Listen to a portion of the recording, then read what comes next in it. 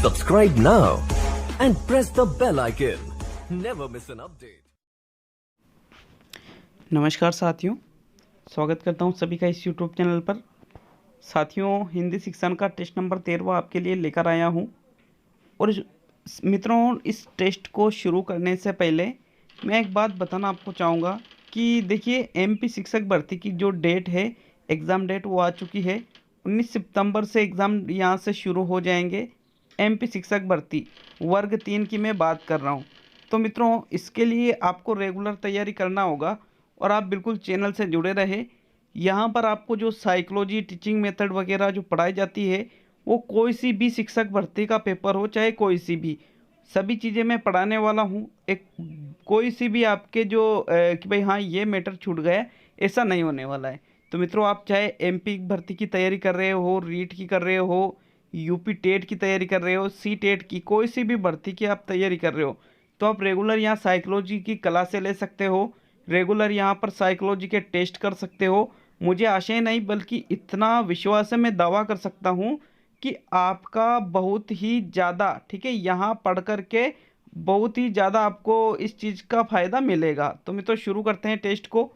और एक और अनुमान मेरा ये है कि रीट का एग्ज़ाम भी बहुत ही जल्द हो सकता है, ठीक है, बहुत ही जल्द विज्ञप्ति आ सकती है। क्योंकि MP की भर्ती भी, MP के एग्ज़ाम की डेट अगर दी है गवर्नमेंट ने, तो गवर्नमेंट राजस्थान की भी ऐसा कुछ कर सकती है। रीट का जो एग्ज़ाम का पेपर है वो कभी भी करवा सकती है, उनके अनुसार कभी भी वो विज्ञप्ति निकाल सकती है। तो बिल्कुल लगातार तैयारी करते रहो। जो आप ये बीच में गैप दे रहे हो, ये बीच में जो गैप है, ये बहुत भारी पड़ने वाला है आगे जाकर। तो मित्रों, शुरू करते हैं। पहला प्रश्न है, अध्यापक कक्षा में पढ़ा रहा होगा, वाक्य में कौन सा काल है? संभाव्य भविष्य काल, संभाव्य वर्तमान काल, संभाव्य भूतकाल या आसन्न भूतकाल? तो मित्रों, इसका जो राइट आंसर है वो है संभाव्य वर्तमान काल। देखिए, पढ़ा रहा होगा मतलब वर्तमान की बात की जा रही है, लेकिन निश्चित नहीं है कि भाई पढ़ा रहा है कि नहीं पढ़ा रहा है, एक संभावना व्यक्त की जा रही है। इसलिए इसमें कौन सा आंसर रहेगा? संभाव्य वर्तमान काल। मित्रों, ये जो आज के प्रश्न हैं, ये वो प्रश्न है जो पिछले एग्जामों में आ चुके हैं और जिन्होंने आपको उलझाया था बहुत ज़्यादा। तो मित्रों, ये देखिए, इस प्रश्न में बोनस दिया गया था। क्यों? क्योंकि इस प्रश्न में संभाव्य वर्तमान काल विकल्प में ही नहीं था, यहाँ संभाव्य भूतकाल विकल्प में था। और इसी कारण से इस प्रश्न में बोनस दिया गया था, क्योंकि इसका राइट आंसर क्या है? संभाव्य वर्तमान काल। तो मैंने इसमें ऑप्शन करेक्शन कर दिया है मित्रों, यहाँ दूसरा विकल्प सही रहेगा। नेक्स्ट दूसरा प्रश्न देखेंगे। मित्रों, एक प्रश्न इसने बहुत ज़्यादा दिमाग खराब किया था एग्जाम में कि फल को खूब पका होना चाहिए, वाक्य में कौन सी अशुद्धि है? वचन संबंधी, पदक्रम संबंधी, कारक संबंधी और लिंग संबंधी। तो इसका जो राइट आंसर है प्रश्न नंबर 2 का, वो इसका मित्रों तीसरा विकल्प सही है, कारक संबंधी इसमें अशुद्धि है। अब देखिए, इस प्रश्न में तीसरा विकल्प तो सही है, लेकिन यहाँ पर दिमाग में ये भी आया था कि वचन संबंधी भी हो सकती है, फलों को खूब पका होना चाहिए। दिमाग में ऐसा भी आया था कि फल की जगह फलों अगर आ जाएगा तो फिर वहाँ पर वचन संबंधी अशुद्धि हो जाएगी, जिसे फलों को खूब पका होना चाहिए। ये भी दिमाग लगाया था एग्जाम हॉल में कई बच्चों ने, और कई ने यूँ सोचा था फल खूब पका होना चाहिए। तो जो एग्ज़ाम में जो गवर्नमेंट ने माना है वो है कारक संबंधी अशुद्धि। तो मित्रों, इस प्रकार से आपके प्रश्न उलझे हुए आते हैं और वहाँ पर एग्ज़ाम में ऐसे ही प्रश्न आते हैं और यही प्रश्न गलत होते हैं अपने। तो मित्रों, पूरा वीडियो देखना, मैं बताऊंगा कि कैसे क्या क्या गलतियाँ होती है। तो यहाँ तीसरा विकल्प सही है। प्रश्न नंबर 3 देखेंगे साथियों। तीसरा प्रश्न है, अंधे के हाथ बटेर लगना लोकोक्ति का सही अर्थ क्या है?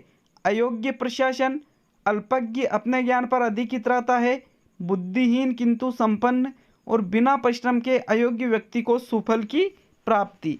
तो मित्रों देखो, अंधे के हाथ बटेर लगना मतलब कुछ अलग लग रहा है। ये देखिए, यहाँ बिना परिश्रम के अयोग्य व्यक्ति को सुफल, अच्छे फल की प्राप्ति हो जाना ही इस लोकोक्ति का अर्थ होता है। अतः यहाँ कौन सा विकल्प सही रहेगा? चौथा विकल्प यहाँ पे सही रहेगा।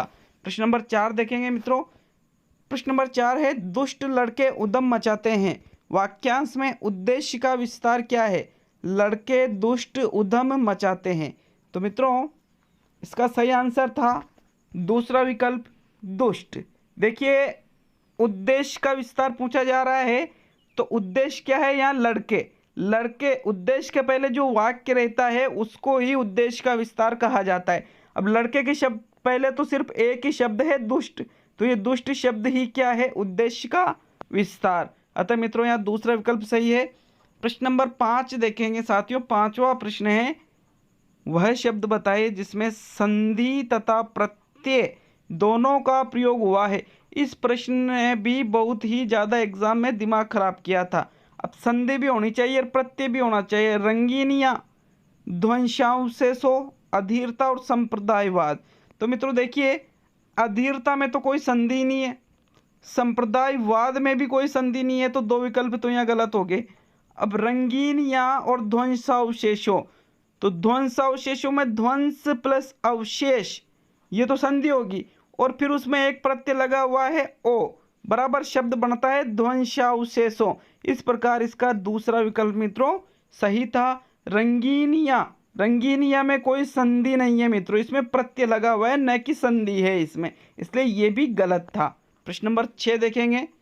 6वां प्रश्न है इनमें से किस शब्द का लिंग नहीं बदलता है? चाचा, छात्र, साइकिल और मामा। अब बहुत से बच्चों ने इसमें छात्र भी लगा दिया था कि भाई छात्र तो छात्र ही होते हैं, लेकिन चाचा का तो होता है चाची, छात्र का छात्राएं, साइकिल का कोई लिंग नहीं बदलता है और मामा का मामी। तो मित्रों इस प्रकार इसका तीसरा विकल्प का है जो लिंग नहीं बदल रहा है, ये साइकिल का साइकिल ही रहेगा। तो मित्रों यहाँ तीसरा विकल्प सही था। प्रश्न नंबर 7 देखेंगे। 7वां प्रश्न है मेरा छोटा भाई प्रशांत धार्मिक पुस्तकें अधिक पढ़ता है। इस वाक्य में विधेय का विस्तार है। छोटा भाई, धार्मिक पुस्तकें अधिक, मेरा भाई प्रशांत और पढ़ता है। तो मित्रों पढ़ता है तो क्रिया होगी, छोटा भाई, ये तो प्रशांत तो यहाँ क्या है उद्देश्य या करता है। अब इसके पहले का वाक्य तो उद्देश्य का विस्तार होता है, तो फिर मेरा भाई प्रशांत ये तो रहेगा ही नहीं, छोटा भाई भी नहीं रहेगा, तो अतः यहाँ एक ही विकल्प बचा धार्मिक पुस्तकें अधिक। ये क्या रहेगा मित्रों विधेय का विस्तार ये कहलाएगा। अतः यहाँ मित्रों दूसरा विकल्प सही है। प्रश्न नंबर 8 देखेंगे। 8वां प्रश्न है सुदामा के तंदुल का अर्थ है गरीबी में जीना, गरीबी में भी तंदुल का शौक रखना, सामान्य किंतु प्रेम पूर्वक भेंट, या बढ़ चढ़कर बातें करना। साथियों इसका राइट आंसर था सामान्य किंतु प्रेम पूर्वक भेंट। देखिए सुदामा के तंदुल मतलब देखिए सुदामा गरीब था, लेकिन वो तंदुल का मतलब होता है चावल, तो वो चावल लेकर गया कृष्ण से मिलने। अब कृष्ण ने उन चावलों को भी अच्छी तरह से खाया था, जबकि कृष्ण उस समय के राजा थे। तो ऐसा क्यों कहा गया है? क्योंकि उन्होंने प्रेम पूर्वक उनको भेंट प्रदान की थी। तो मित्रों इसका तीसरा विकल्प सही है। प्रश्न नंबर 9 देखेंगे। 9वां प्रश्न है अंधविश्वास में कौन सा समास है? तत्पुरुष, कर्मधारय, द्वंद्व और अव्ययी भाव। तो मित्रों अंधविश्वास, अंधा है जो विश्वास, तो मतलब यह विश्वास की विशेषता बताई जा रही है कि विश्वास कैसा है, अंधा है, अतः इसमें कर्मधारय समास सही रहेगा। नेक्स्ट 10वां प्रश्न देखेंगे। मित्रों ये प्रश्न बड़ा ही टिपिकल लगा था एग्जाम में, बड़ा ही कठिन। ये भले ही आपको अब वर्तमान में सीधा और सरल लगता हो, लेकिन एग्जाम के समय ये प्रश्न बहुत ही कठिन लगा था। प्रश्न था उपसर्ग, तत्सम और हिंदी के प्रत्यय से निर्मित शब्द कौन सा है? दार्शनिक, झाड़ झंकाड़ों, कुरीतियों और पाश्चात्य। तो मित्रों इसका तीसरा विकल्प सही था। कैसे? देखिए पाश्चात्य में कोई उपसर्ग नहीं लगा हुआ है, दार्शनिक में कोई उपसर्ग नहीं लगा हुआ है, झाड़ झंकाड़ों में कोई उपसर्ग नहीं लगा हुआ है, तो बस अपने आप ही सिर्फ एक चीज के आधार पे यह उत्तर निकल रहा है कि सिर्फ एक ही ऐसा शब्द है जिसमें उपसर्ग लगा हुआ है और वो है कुरीतियों। तो इस प्रकार आप सीधे तरीके से भी इस प्रश्न को सोल्व कर सकते थे। प्रश्न नंबर 10 में 3 सही है। प्रश्न नंबर 11 था मित्रों यह वही लड़का है जिसने कल चोरी की थी। उपयुक्त वाक्य में रेखांकित वाक्य है संज्ञा उपवाक्य, विशेषण उपवाक्य।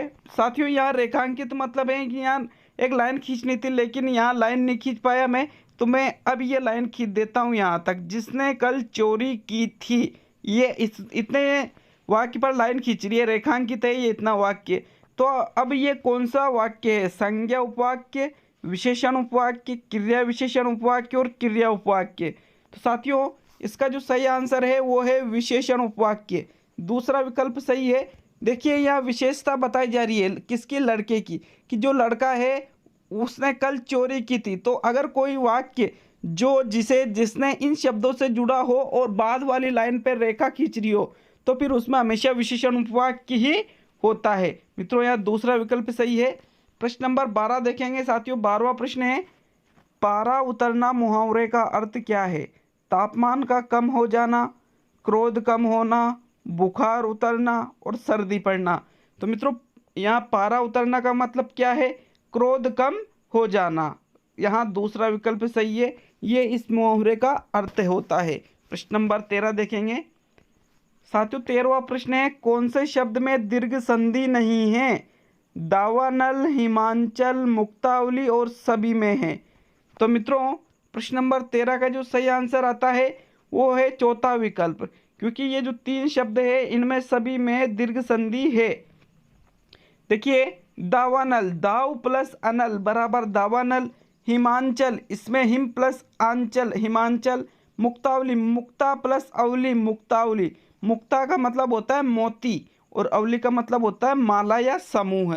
मित्रों हिमांचल में शायद हिम प्लस अंचल है या हिम प्लस आंचल, इसमें थोड़ा सा कंफ्यूजन है। शायद हिम प्लस अंचल होगा इसका सही, और इसको अच्छी तरह से आप देख सकते हो या अगले वीडियो में अच्छी तरह से मैं बता दूंगा।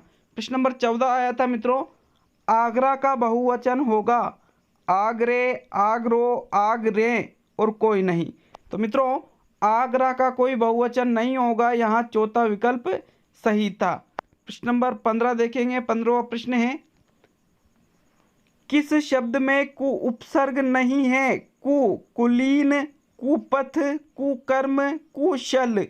तो मित्रों यहाँ जो सही आंसर है वो है प्रथम विकल्प, कुलीन शब्द में कु उपसर्ग नहीं है। देखिए बाकी के जो शब्द है जैसे कु प्लस पथ, कु प्लस कर्म, कु प्लस शल, लेकिन कु प्लस लीन नहीं होता है, ये होता है कुल प्लस इन बराबर शब्द बनता है कुलीन। मित्रों इसमें कोई कु उपसर्ग नहीं है, इसमें कुल तो मूल शब्द है और इसमें इन प्रत्यय लगा हुआ है। अतः मित्रों यहाँ प्रथम विकल्प सही है, कुलीन में कु उपसर्ग नहीं है। नेक्स्ट 16वां प्रश्न देखेंगे साथियों। 16वां प्रश्न है, किन्हीं दो में तुलना द्वारा सीखना किस शिक्षण उद्देश्य की पूर्ति करता है? ज्ञानात्मक, अवबोधात्मक, अभिरुचि और अनुकरणात्मक। तो यह तुलना करना, वर्गीकरण करना, ये ज्ञानात्मक उद्देश्य में मैंने आपको पढ़ाया था। तो मित्रों यह अवबोध के अंतर्गत इस चीज को रखा जाता है, अतः इसका दूसरा ही विकल्प सही रहेगा। प्रश्न नंबर 17 देखेंगे मित्रों। 17वां प्रश्न है, भाषा शिक्षण की कौन सी विधि स्वाध्याय पर विशेष बल देती है? व्याख्यान विधि, पाठ्य पुस्तक विधि, अक्षर बोध विधि और वाचन विधि। तो मित्रों स्वाध्याय पर विशेष बल तो भाई साहब पाठ्य पुस्तक विधि देती है, क्योंकि पाठ्य पुस्तक में क्या सिर्फ पढ़ाई जाता है, और यहाँ पर देखिए छात्र घर पे भी पाठ्य पुस्तकों को ले जाता है, तो वहाँ पर भी वो उस चीज को स्वाध्याय से कर सकता है। अतः मित्रों यहाँ दूसरा विकल्प सही रहेगा, पाठ्य पुस्तक विधि। प्रश्न नंबर 18 देखेंगे। 18वां प्रश्न है, कविता शिक्षण में किस स्तर पर अनुकरण वाचन आवश्यक है? प्राथमिक स्तर, माध्यमिक स्तर, उच्च माध्यमिक स्तर और उपयुक्त सभी। तो मित्रों अनुकरण वाचन तो प्राथमिक स्तर पर आवश्यक होता है, जरूरी होता है अनुकरण वाचन करवाना, क्योंकि यार छोटे छोटे बच्चे होते हैं तो उनको अनुकरण वाचन करवाना ही पड़ेगा, तभी तो वो बोलना सीखेंगे। अतः मित्रों यहाँ प्रथम विकल्प सही रहेगा। प्रश्न नंबर 19 देखेंगे मित्रों। 19वां प्रश्न है, निगमन प्रणाली का तात्पर्य है। निगमन प्रणाली का तात्पर्य यहाँ पूछा जा रहा है कि निगमन प्रणाली का मतलब क्या होता है। विकल्प है, पहले उदाहरण देना फिर उसका निष्कर्ष निकालना, अनेक उदाहरण प्रस्तुत करना, पहले कई नियमों को प्रस्तुत करना और पहले नियम बताना फिर उसकी व्याख्या करना। तो मित्रों निगमन प्रणाली का यहाँ चौथा विकल्प सही है कि पहले नियम बता दिए जाते हैं फिर उसकी व्याख्या प्रस्तुत की जाती है। तो मित्रों यहाँ चौथा आंसर सही रहेगा, यही निगमन प्रणाली का अर्थ होता है। प्रश्न नंबर 20 देखेंगे। 20वां प्रश्न है, जिन परीक्षाओं में सभी प्रश्नों का स्तर एक समान हो तो उसमें निम्न में से किस गुण का अभाव रहेगा? विश्वसनीयता, विभेदकारिता, वैधता या वस्तुनिष्ठता। तो मित्रों इसका जो सही आंसर रहता है वो रहेगा दूसरा विकल्प, विभेदकारिता का इसमें अभाव है, क्योंकि सभी प्रश्नों का स्तर एक समान है, एक जैसा है, तो फिर वो जो प्रतिभाशाली बालक है, सामान्य बालक है, मंदबुद्धि बालक है, उनमें विभेद कहाँ कर रहा है। अतः यहाँ पे कौन सा विकल्प सही रहेगा? दूसरा विकल्प मित्रों इसमें सही रहेगा। प्रश्न नंबर 21 देखेंगे। मित्रों 21वां प्रश्न है, भाषा शिक्षण में देखो और पढ़ो किस विधि पर आधारित है? चित्र पठन, संवाद पठन, नाटक पठन या कविता पठन। तो मित्रों इसका जो सही आंसर था वो है चित्र पठन। ये भाषा शिक्षण में देखो और पढ़ो, किसको देखना है? चित्रों को देखना है फिर पढ़ना है, तो अतः यह चित्र पठन ही सही रहेगा। प्रथम विकल्प यहाँ सही है।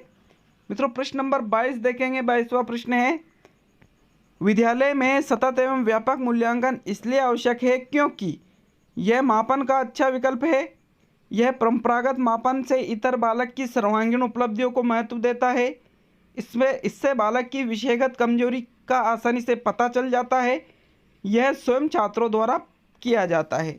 तो मित्रों जो सतत एवं व्यापक मूल्यांकन है वो क्यों आवश्यक है? तो यहाँ दूसरा विकल्प सही है कि ये जो परंपरागत तरीके से मापन चला आ रहा है उससे बेहतर, उससे बेस्ट बालक की सर्वांगीण उपलब्धियों को महत्व देता है। तो मित्रों यहाँ दूसरा विकल्प सही रहेगा। साथियों प्रश्न नंबर 23 देखेंगे। अब 23वां प्रश्न है, किसी छात्र की सीखने संबंधी कठिनाइयों का पता लगाना है। नैदानिक परीक्षण, उपचारात्मक परीक्षण, मानसिक परीक्षण या उपयुक्त सभी। तो मित्रों किसी छात्र की सीखने संबंधी कठिनाइयों का पता लगाते हो तो उसको कहा जाता है नैदानिक परीक्षण, या निदान भी इसको कहा जाता है। निदान का मतलब है कठिनाइयों या कमजोरियों का पता लगाना और उनको दूर करना ही क्या कहलाएगा? उपचार कहलाएगा। मित्रों यहाँ प्रथम विकल्प सही है। प्रश्न नंबर 24 देखिए। 24वां प्रश्न, प्राथमिक स्तर पर बालक का अध्यापन माध्यम कौन सी भाषा से किया जा सकता है? हिंदी, अंग्रेजी, मातृभाषा और साहित्यिक भाषा। तो मित्रों प्राथमिक स्तर का बालक है, उसको आप कोई दूसरी भाषा की बजाय अगर आप मातृभाषा से शिक्षण कराओगे तो बड़ी इजीली तरीके से वो उस चीज़ को सीख जाता है बड़े आसानी से। तो यहाँ तीसरा विकल्प सही है। प्रश्न नंबर 25 देखेंगे मित्रों। 25वां प्रश्न है, बालक की कमजोरियों का पता लगाकर जो शिक्षण योजना बनाई जाती है उसे कहा जाता है नैदानिक शिक्षण, उपचारात्मक शिक्षण, अतिरिक्त शिक्षण और व्यक्तिगत शिक्षण। तो मित्रों इसका जो सही आंसर है वो आता है दूसरा विकल्प, उपचारात्मक शिक्षण। कमजोरियों का पता लगाकर, मतलब कमजोरियों का पता नहीं लगा रहे, पता तो पहले ही लगा चुके हैं, अब उसके बाद में क्या करना है वो चीज़ बनाई जा रही है, तो उसके बाद में क्या किया जाता है? उपचार किया जाता है, इसलिए इसका दूसरा विकल्प सही रहेगा। मित्रों प्रश्न नंबर 26 देखेंगे। 26वां प्रश्न है, मूल्यांकन उपयोगी है छात्रों की प्रगति जानने में, छात्र की कक्षा उपस्थिति जानने के लिए, छात्रों के आचरण जानने में, और इनमें से सभी। तो मित्रों मूल्यांकन किस लिए उपयोगी है? इसका जो सही आंसर है वो है छात्रों की प्रगति जानने में। देखिए कक्षा उपस्थिति जानने के लिए तो आप जो अटेंडेंस रजिस्टर है वही देख लो, उसमें मूल्यांकन की कहाँ जरूरत पड़ रही है? तो मित्रों इसलिए इसका चौथा विकल्प भी गलत हो गया, दूसरा भी गलत हो गया। और छात्रों का आचरण जानने के लिए तो अलग अलग प्रकार के अभिलेख होते हैं, आप उसका एक अध्ययन करके भी आप उसका आचरण जान सकते हो। और यहाँ छात्रों की प्रगति जानने में, प्रगति के अंतर्गत सभी चीज़ें आ जाती है, इसलिए 3 से ज़्यादा जो बेस्ट विकल्प है वो पहला सही है। और यहाँ दूसरा तो बिल्कुल ही गलत विकल्प है मित्रों, इसलिए यहाँ दूसरा गलत हो गया तो चौथा भी गलत हो गया। और यहाँ पहले और तीसरे में आपको अगर सही लगाना है तो ज़्यादा बेस्ट कौन सा रहेगा? प्रथम विकल्प। मित्रों इसका प्रथम विकल्प ही माध्यमिक शिक्षा बोर्ड राजस्थान के द्वारा सही माना गया था। प्रश्न नंबर 27 देखेंगे। 27वां प्रश्न है, भाषा शिक्षण में बहुमुखी प्रयास का अभिप्राय है। आगमन विधि का प्रयोग करना, ये क्या बहुमुखी प्रयास कहलाता है? तकनीक का प्रयोग करना, सभी विषयों के शिक्षण में भाषा पर बल देना, अनेक अध्यापकों द्वारा भाषा का शिक्षण करवाना। तो मित्रों बहुमुखी प्रयास का मतलब क्या होता है? इसका जो सही आंसर है वो है सभी विषयों के शिक्षण में भाषा पर बल देना ही बहुमुखी प्रयास कहलाता है। आगमन विधि का प्रयोग करना बहुमुखी प्रयास नहीं है, न ही अनेक अध्यापकों द्वारा भाषा का शिक्षण कराना बहुमुखी प्रयास है, बल्कि सभी विषयों के शिक्षण में भाषा पर बल देना ये भाषा शिक्षण में बहुमुखी प्रयास कहलाता है। प्रश्न नंबर 28 देखेंगे मित्रों। साथियों 28वां प्रश्न है, उच्चारण कौशल की परीक्षा किससे ली जाती है? लिखित परीक्षा से, मौखिक से, निबंधात्मक से और वस्तुनिष्ठ से। तो मित्रों उच्चारण कौशल की बात करें, उच्चारण कब करेगा? मौखिक रूप से तो करेगा ना, तो अतः यहाँ दूसरा विकल्प सही रहेगा, मौखिक परीक्षा के द्वारा उच्चारण कौशल की परीक्षा ली जाती है। मित्रों प्रश्न नंबर 29 देखेंगे। साथियों 29वां प्रश्न है, लेखन कौशल के विकास के लिए किस विधि में बालक हाथ, कान, आँख आदि ज्ञानेंद्रियों की सहायता से अक्षरों को देखता है, ध्वनि को सुनता है, वह अक्षरों पर अंगुलियां फेरकर अक्षरों की बनावट से परिचित होकर लिखना सीखता है? तो ऐसा कौन सी विधि में बालक करता है लिखना सीखने के लिए? मॉन्टेसरी विधि, पेस्टोलॉजी विधि, किंडरगार्टन विधि और खेल विधि। तो मित्रों बड़ी ही आसानी से आपने इसका जवाब दे दिया होगा। इसका जो सही आंसर है वो क्या है? मॉन्टेसरी विधि। क्यों है? क्योंकि मॉन्टेसरी विधि में किसके द्वारा? ज्ञानेंद्रियां शब्द आ रही है ना, और ज्ञानेंद्रियों पर बल किसके द्वारा दिया गया था? मैडम मारिया मॉन्टेसरी के द्वारा। तो मित्रों यहाँ प्रथम विकल्प सही है। और अंतिम प्रश्न देखने से पहले मैं बात करूंगा यार, एक छोटा सा निवेदन है आपसे कि आप इतना लास्ट तक वीडियो देखते हो तो एक छोटा सा लाइक तो बनता है, एक छोटा सा लाइक कर दिया करो, और चैनल बनाए हैं तो सब्सक्राइब भी कर दिया करो। और मित्रों ये कमेंट करके बताना कि कितने प्रश्न आपके सही हुए हैं। दोस्तों को वीडियो शेयर करना।